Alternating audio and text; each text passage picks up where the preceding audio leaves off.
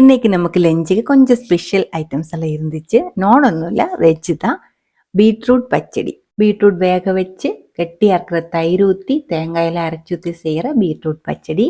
இது கூடவே வந்துட்டு பீட்ரூட் மசாலா ஃப்ரை ரொம்ப டேஸ்டியாக இருந்துச்சு. இதோட ரெசிபி நம்ம உடனே அப்லோட் பண்ணிடுறேன். அப்புறமா கேரளா ஸ்பெஷல் சுட்டரைச்ச தேங்காய் சம்மந்தி.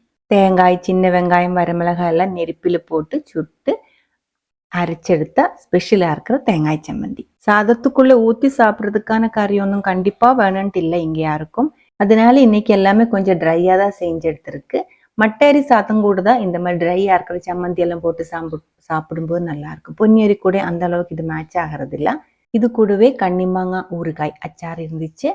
காந்தாரி மிளகு உப்பிலிட்டது அதுவும் இருந்துச்சு. இது அரிஞ்சு இன்னைக்கு நம்மளோட கொஞ்சம் வித்தியாசமாக இருக்கிற ட்ரையாக இருக்கிற லஞ்ச்.